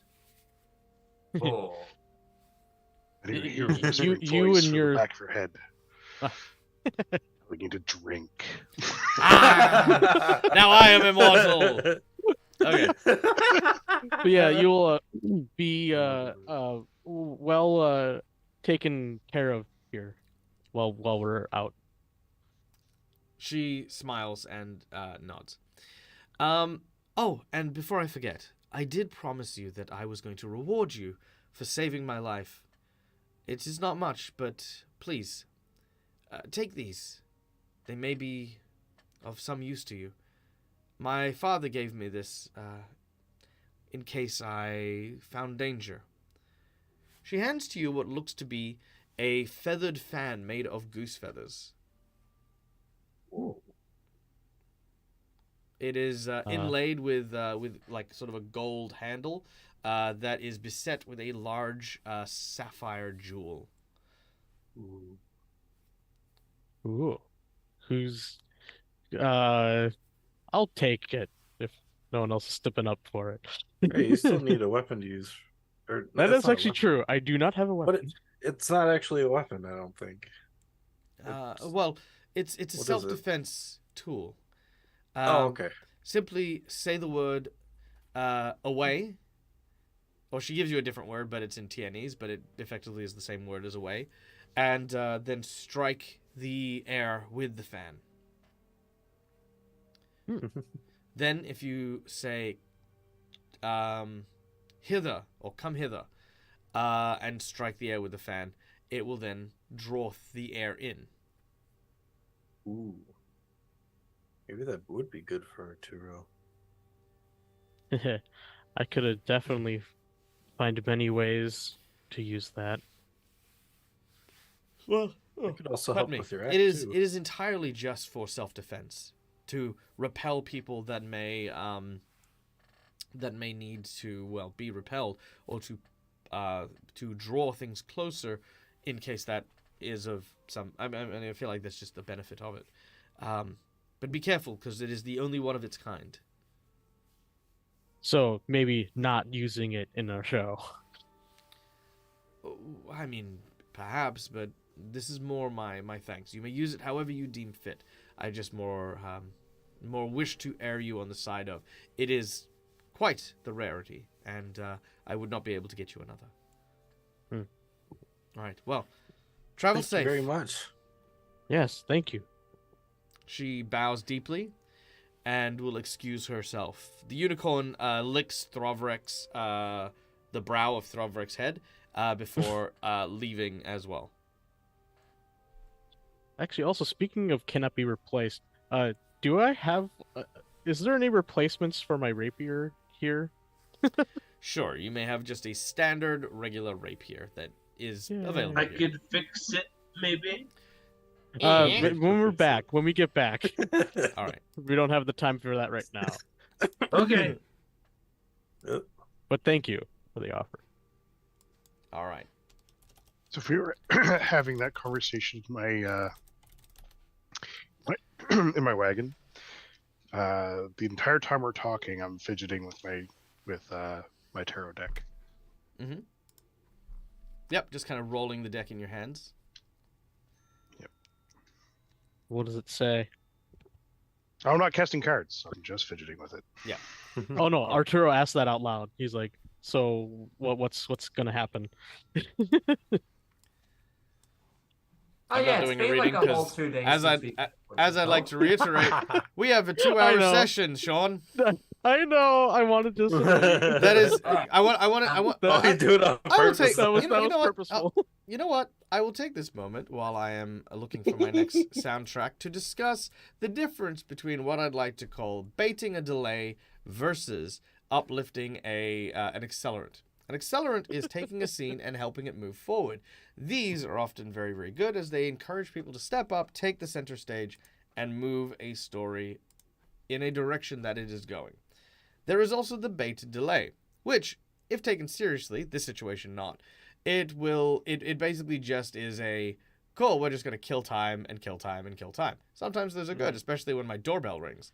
Sometimes they're very bad, such as when we're trying to move a scene around. Sometimes it's just nervous chatter because people don't like quiet.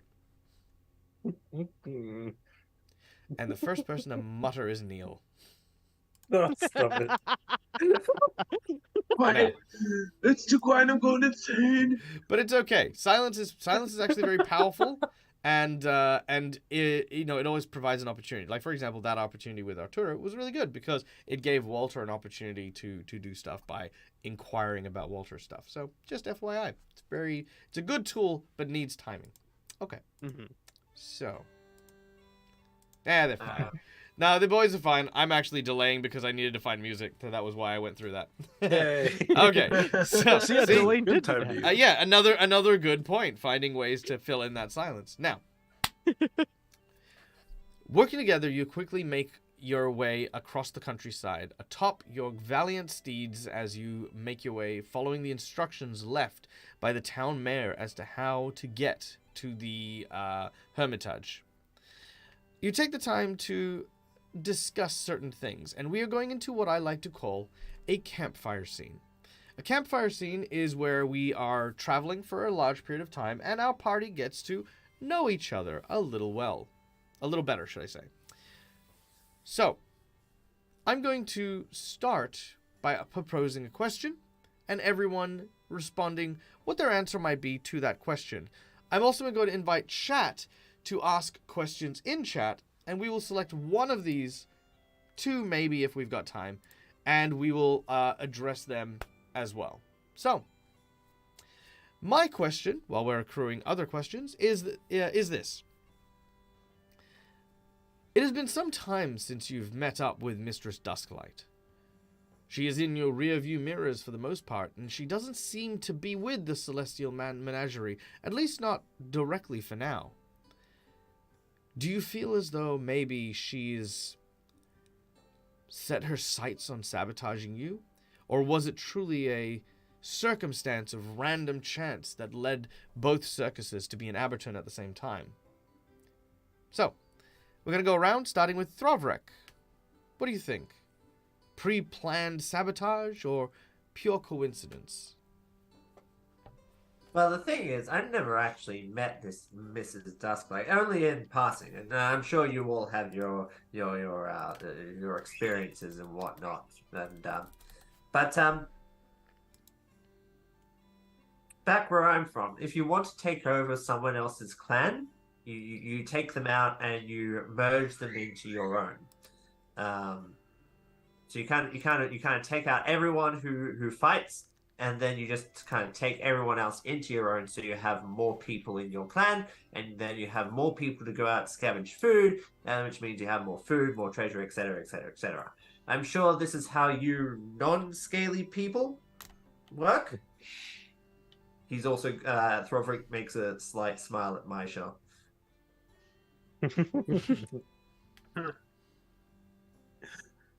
All right. Yeah. Naomi? Well, I don't think it was necessarily a I feel like it was more coincidence than not.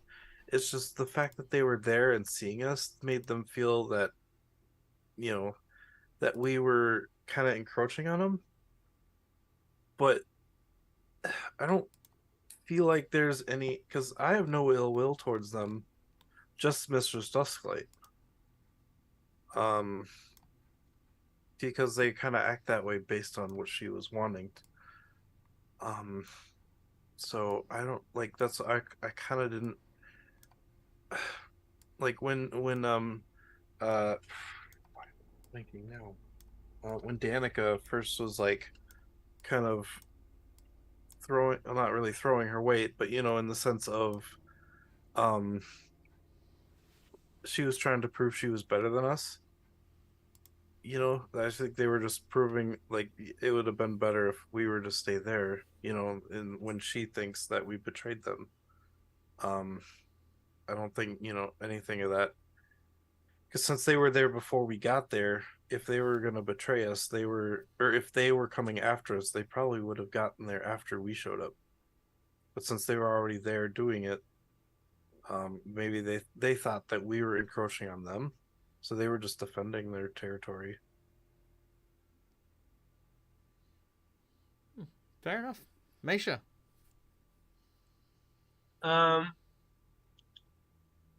I think we just it's not a coincidence. We just went to the same town, not on purpose. Well, on purpose. Well, we went to the town on purpose, but we didn't know each other were going to be there. And then afterwards, after they found out we were there, then she, Mrs. Dusklight, ordered the other circus to mess with us. So I think our first encounter with them, doing the challenge thing, wasn't really that was just a regular challenge. But after she found out, then things started happening. Yeah. There were some others there that we hadn't met before, so you could be right. Arturo? I beg to disagree. Sorry, Maisha and Naomi, but nothing that she does is not calculated. Nothing that she does is random. There is no coincidence.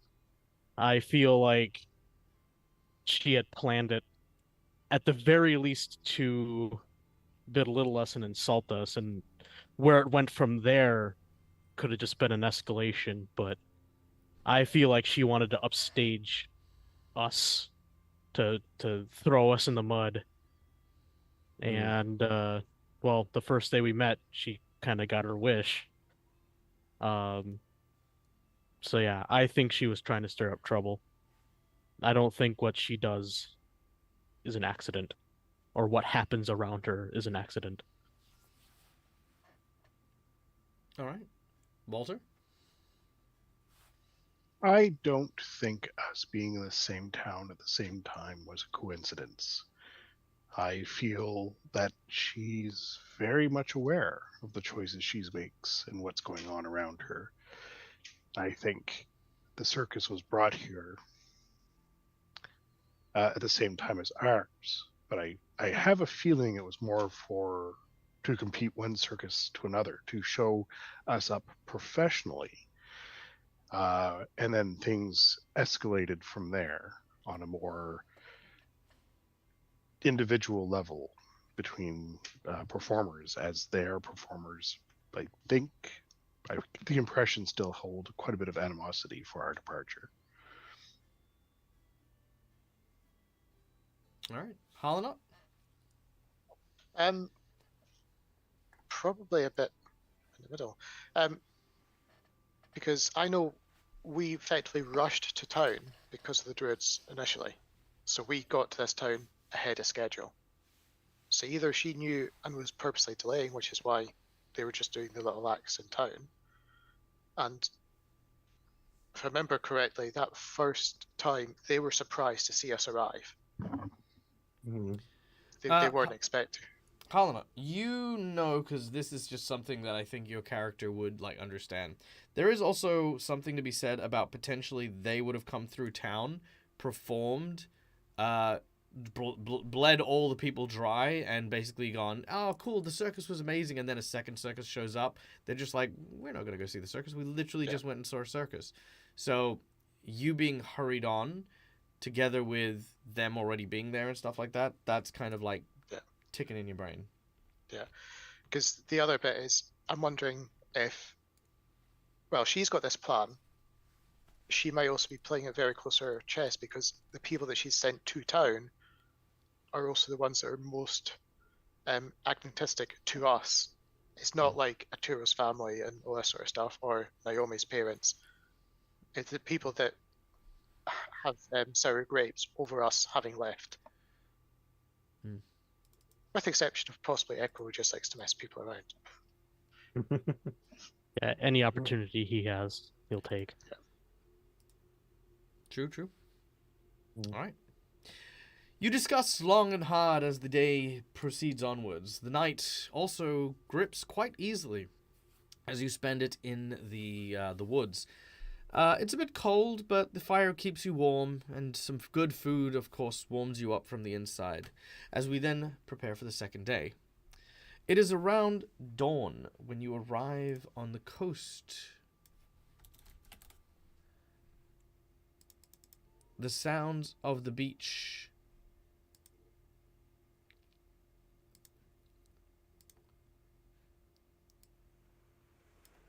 there we go. Sounds of the beach fill your ears as you arrive.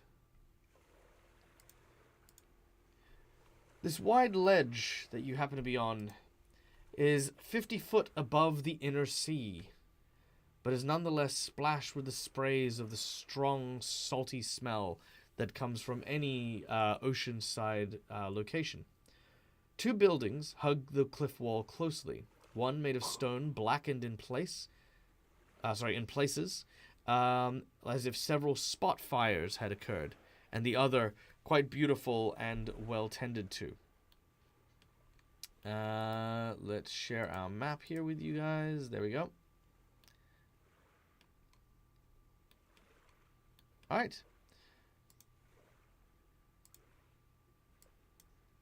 Which is... Oh, yeah, sorry, go on. I was going to say, which one is the one that's closest to us? Is that the well-tended to one, or is that the... The well-tended to one is closest to you. Okay. Okay. Now, on the ledge itself, you see that there are a pile of what looks to be dead birds, remains of someone's dinner, and it is not too difficult for you to see whose dinner that is. As two large toad-like creatures with teeth like saber-toothed tigers, kind of like tusks almost, currently flop themselves out on the cliff face, crunching and biting into these birds, their bodies dripping with this thick, viscous slime. I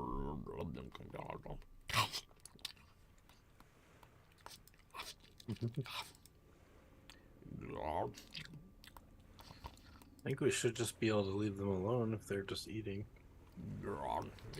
Well, they might be guarding this place like hounds.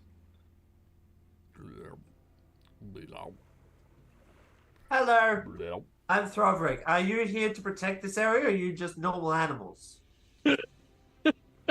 As you approach, they look in your direction, and you watch as they kind of growl. And they inflate quite largely.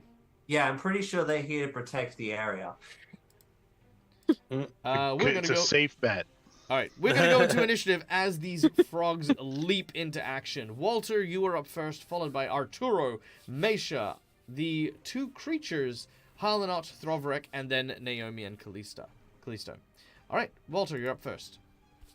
Start off by casting magic weapon on Throvrek's sword. It does a die 10, right? Yes. Okay. Oh, by the way, FYI, the charisma damage that Callisto and Arturo suffered are now gone. Oh, Okay. yay. Oh, Callisto, I actually That's- like you better now. Oh. Funny how that happened. All right.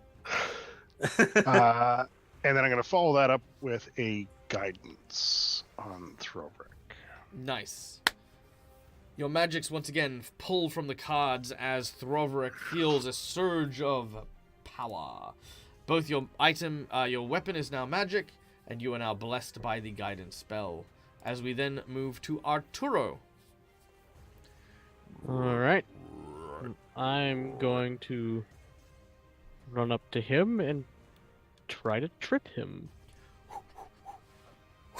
And that's athletics again, right? I always keep on forgetting. Yes, athletics versus his fortitude DC, which for him is 20. All right.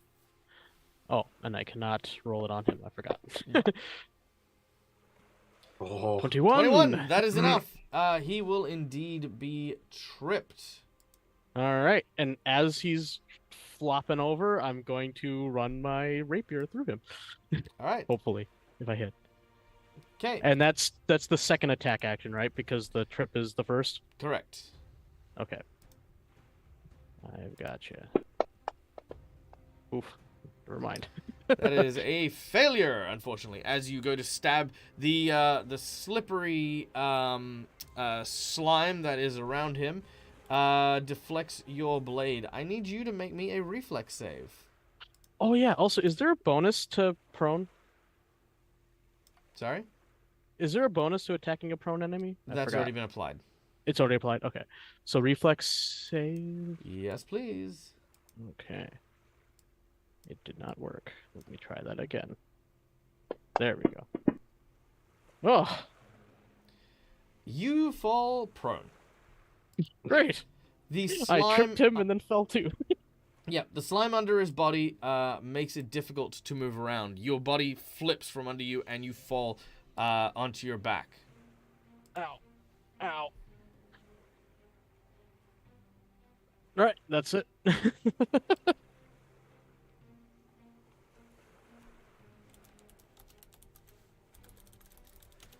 All right.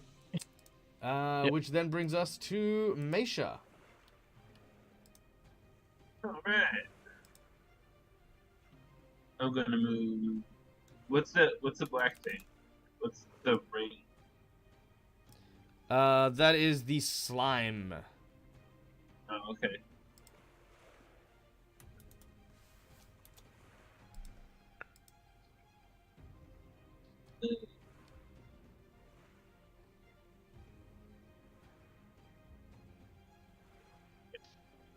Move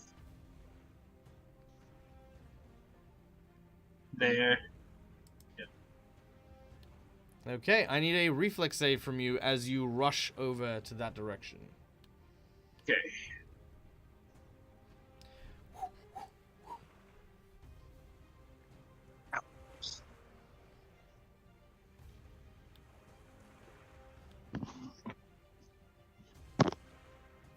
Oh, there it is.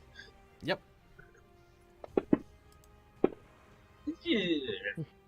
Careful, it's slippery. Oh, All right, never mind. you Too slip late. and fall as you rush in that direction. Unfortunately, no one's within your range, so you slip and you are now back on you. You are now onto your back. Okay.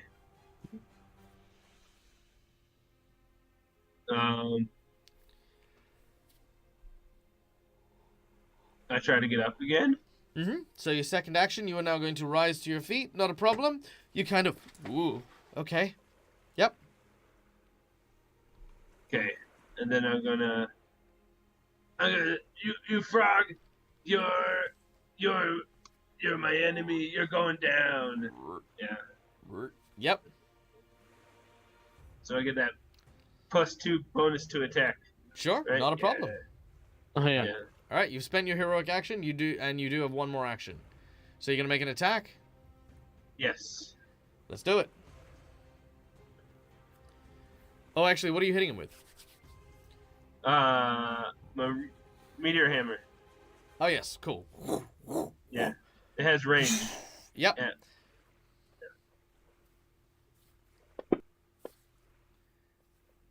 Oh, it will. Jeez. It'll fly wide and hit the ground. I'm gonna These use, are hard to hit. can I use a hero point to try that again? Yeah, of course you can. You pull as your meteor hammer misses and goes wide. You pull back on your hammer as it comes back from behind, and let's see if it hits the back of their head. Make your attack Do I again. still get the +2? Yeah, right? it's for the whole. It's for the rest of the whole encounter. time. Okay. Ooh, nice. Ah. Dang it. It misses again. Okay. All right, unfortunate. I'll just. All right, the frog gets to go. The first frog is going to use slime squirt on Meisha. Delicious. Yummy. All right, you are struck, gating clumsy 1 and speed -5.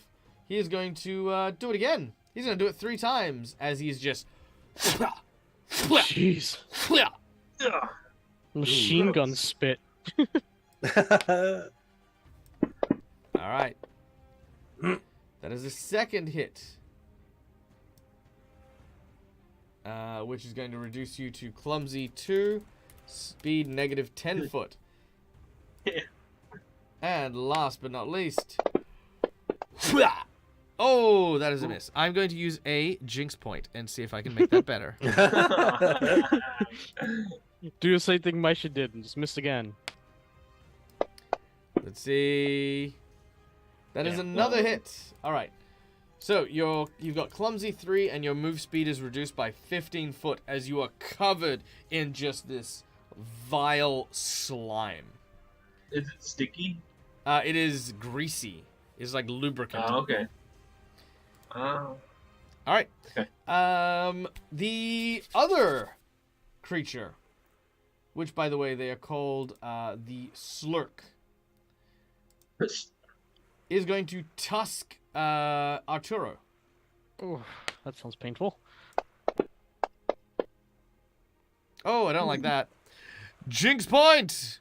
Save me, No. Jinx point. I wanted to use my nifty thing. All right. Ooh. That is a hit. Wow, a hit Doing with a nifty. 19. That's not bad. Yeah, All I right. was expecting that to be critical. Yikes. All right. Well, it is going to hit you with the first tusk for 1 damage. Oh, sorry, for 5 damage. But yeah. So as it bites its tusk into you, that is all it does. Let's try and hit you a second time, shall we? Oh yeah, I forgot. I'm gonna do that. That is Try to another hit. dodge. Didn't work. All right. All right. 10 points of damage.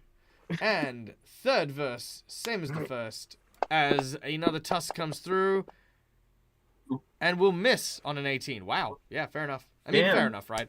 All right. So, yeah, the attacks that come through, these huge fangs come down and shank you to your left and to your right, but you manage to dodge out of the way for one of them as it again just aggressively starts to inflate that toad neck of it.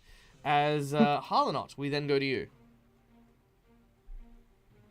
Right, well, I will do my traditional and start with Inspiring Courage. Now, I would imagine that human would probably have stayed at the circus getting his introductions. 'cause he did Sure. say- Sure. he did Let say me he was let me his own character. No, that's okay. Let me take him off the board real quick then, just so we know who is He's not playing your there. backup. There we go. Done. I meant off the layout so that we know he's not there. Yep, which means it's that one that gets applied. Mm-hmm. And then, not wanting to do too much to instant creatures, I will attempt to daze the one that is currently prone. Okay. Very nice. So that's a fail. So You know, in hindsight, I probably should have made that one stand up. That's probably why. That's probably why it didn't crit and why it missed so much. I didn't want to say anything. No, it's fair. No, it was happy on its belly, just sort of sliding around, just chomping at poor Archer. It's only if it critically fails to become stunned. Mm. Otherwise, it's just flat damage anyway. All right, your daze effect shines in its eyes. Its eyes retract into its head, and it is partially dazed. No, it's just damage. It doesn't affect its. All right, so it's just damage, just impact. Yeah. Nice. Is that it? Yep, 2 actions for that and 1 for the courage. All right, Thruvrek, it is up to you. These things seem to be using they seem to have this liquid coming out of them. Oh yeah, and is it mucus coming out of them the whole time? I mean, yeah, more or less. Yeah, is it coming out of their skin or out of their mouths or Skin. specifically skin? Yep. Okay. Look at this guy, isn't he handsome? And the entire area around them is also slick with this greasy liquid. Yeah, it is indeed. Mm-hmm. Great phrasing too. All right. Oh gosh. I would like to use a hero point and a nat 20 on this idea. Okay. Mm-hmm. I'm gonna Now, I don't know if I'll be able to do it this round, but I might be able to do it the second round. I'm gonna straight up tell you All that of a the sudden. sludge is not flammable. No, I absolutely know it's not. Okay, just wanted to Yep. get ahead of that, just in case that was Yeah, where yep. your head. Yep.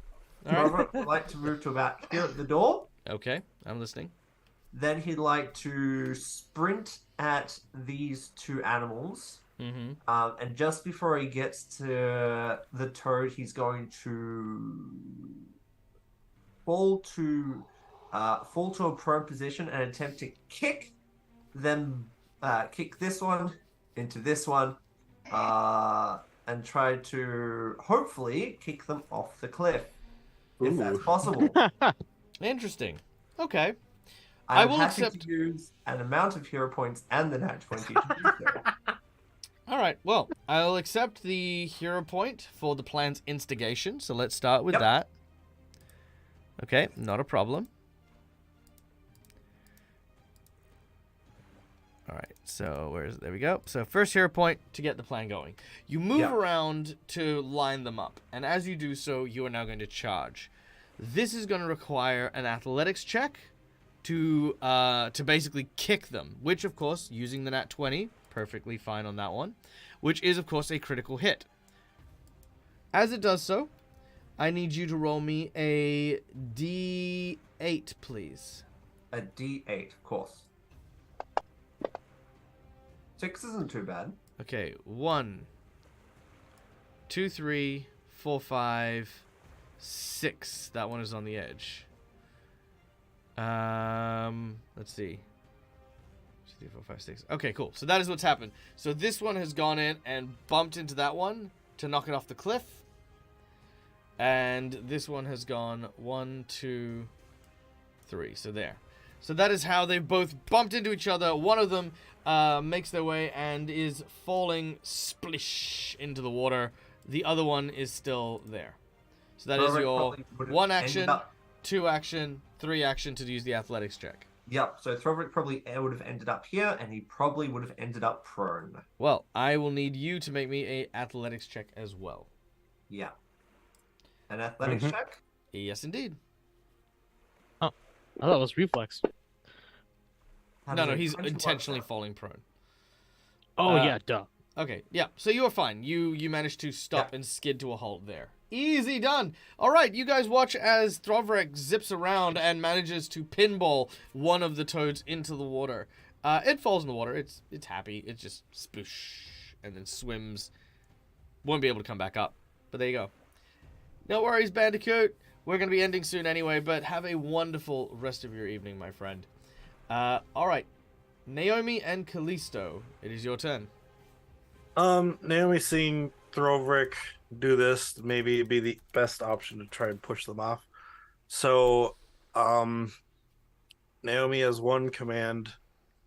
She's going to command, or command action, have Callisto try and do the same thing, try to push the other one off. If I can use I'll use my hero point if I need to do that too. I will take the hero point, and yeah, sure, we can do that. I need him to make an athletics check, similar fashion. He's gliding technically over it because he has the wings. So you're just gonna miss him and then fall over the cliff? Yeah, okay, you can do that. If No, you like. he's just he glides into him. No, fine. All right, let's do the athletics. Also, okay, he can't fly, right? He can't fly, but he can glide. Okay, so how do you get upward? Well, he jumps and then glides at it. So he's gonna like from standing jump and then glide. Yeah, he has a maximum. If he can do that, yeah. Okay, now I want you to imagine with me the amount of force that kind of action would generate for someone gliding in that fashion to hit someone. What do you reckon would happen? I'm just gonna roll that athletics for you. Yeah, that's what I thought. Yeah, it's a good idea. Good call. 15. 15. All right. With a 15, unfortunately, that is not enough. You needed a 20 in order to push him. Ah, dang it. But you have not used a hero point on this action. You've only used a hero point to instigate it, so you can still use your hero point if you would like to reroll it. Yeah, I will. All right, let's do it. Come on! Oh God, 16.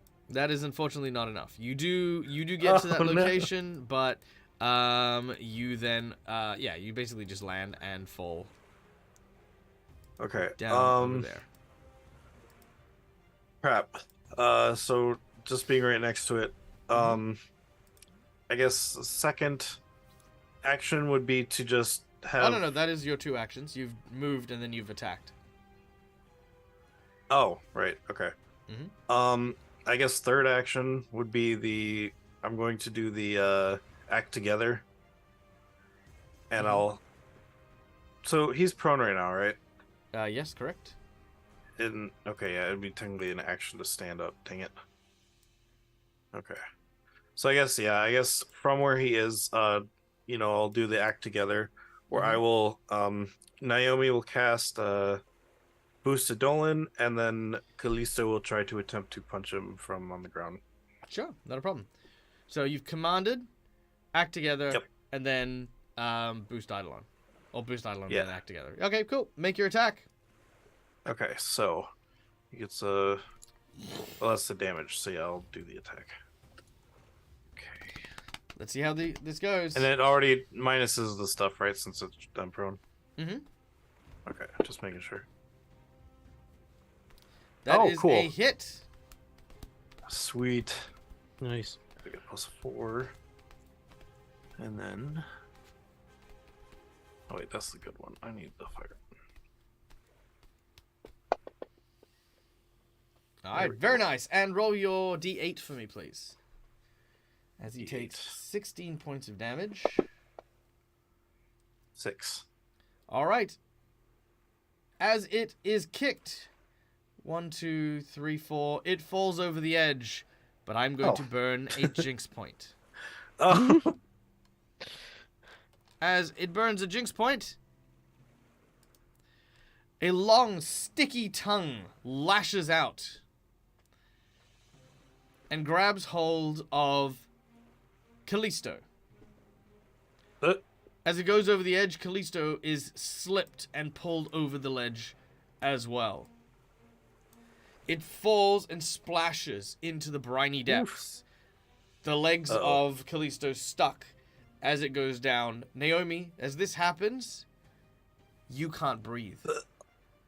Water begins to fill your lungs as you are dragged underwater. You try to dismiss Callisto, but are unable to do so without your command words. Shoot. Yeah, I need a voice to even do evolution surge. So, Oh, crap. that, as Callisto is being dragged underneath the water, the frog going down even further, is where we will end today's session. And we will come back next week for more fun and action. I'm gonna drown on land. Exactly. Thank you everyone for joining. My name is Michael. I'm the Dead Aussie Gamer. This is my place. This is my face. And you can find it here a number of times per week. We will be back tomorrow morning for Dag versus The Walking Dead, where I will go up against Twitch chat as they try to moida my character in the realm of The Walking Dead. In the meantime, however, we're going to encourage you to go and hang out with one of our dear friends in chat. And that is none other than the Robert Hartley GM. Once again, guys, this is a safe space for you guys. And likewise, we encourage you to go out there, do something today that brings you joy, brings you happiness, because that's what we deserve as people that travel this really crazy world. Thank you so much for joining us. Thank you to our sponsors, Hero Forge, for the wonderful artworks, Fantasy Grounds for our VTT, and Sirenscape for these epic tunes. As we bid you farewell, as always, ladies and gentlemen, be kind to each other because why not? It's free. Until we meet again, from me to you, game hard or die trying. I think I ended my raid. Hold on. Let me try it again. What? Oh. I did. Let False me try ending. it. My bad. Let me try it again. All right, ladies and gentlemen, boys and girls, until we meet again, as always, from me to you, game hard or die trying. Bye, folks. Bye. Bye. Bye.